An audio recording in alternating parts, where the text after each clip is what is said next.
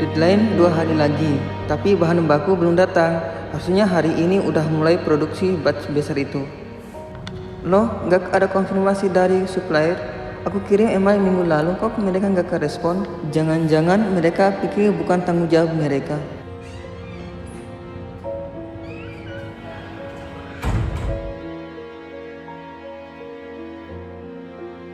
Pagi Indi, kamu kok kelihatannya stres banget. Kenapa? Bahan bakunya belum masuk, produksi kita bisa gagal nih. Aku kira logistik yang urus. Oh, kamu udah konfirmasi ke mereka? Enggak sih, aku cuma kirim email ke grup. Wah, gawat banget sih itu. Harusnya kamu tindak lanjutin komunikasi internal kayak gini nih. Bisa gawat banget apalagi produksinya skala besar.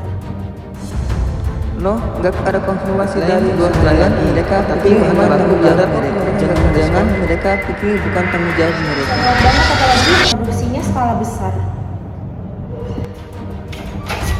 Andi, saya baru dapat kabar dari customer, pengiriman produk akan terjadi kelambatan. Apa yang terjadi di sini? Bisa kamu jelaskan? Saya minta maaf Bu. Saya kira logistik sudah mengatur bahan baku. Saya sudah mengirim email ke mereka, tapi mereka nggak konfirmasi. Kamu pikir Andi, harusnya dalam tim manajemen kamu harus bisa mengkoordinasikan, dan dalam dikoordinasikan itu kamu harus bisa mengkonfirmasi. Bukan hanya kamu diam saja, kamu harus aktif. Bu, kayaknya kita bisa ambil pelajaran dari ini semua. Karena komunikasi kita antar departemen itu memang kurang bagus Bu. Sepertinya kita bisa jadikan ini bahan evaluasi untuk SOP perusahaan kita ke depannya. Betul Ayu, tapi ingat juga ya Andi, komunikasi itu sangat mahal. Kita bisa dapat kehilangan klien kalau kita miskomunikasi seperti ini. Hari itu aku merasa seperti orang paling gagal di ruangan ini. Hanya karena satu miskomunikasi, seluruh proses produksi hampir lumpuh. Aku pikir tugasku udah cukup, tapi ternyata komunikasi bukan soal memberitahu, tapi soalnya memastikan pesan diterima, dipahami, dan dijalankan. Sejak saat itu, aku mulai belajar, mulai bertanya lebih banyak. Aku mulai mendengar lebih dalam. Aku sadar komunikasi bukan skill tambahan, itu inti dari manajemen.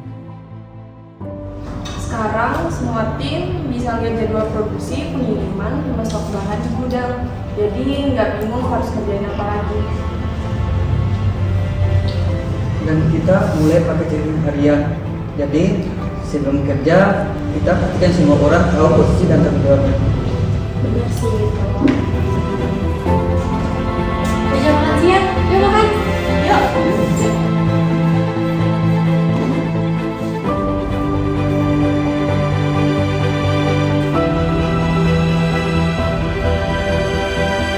Ternyata perubahan itu nggak perlu revolusi. Ini produksi cukup satu langkah kecil, mendengarkan lebih baik, bertanya lebih jelas, dan tidak pernah berasumsi.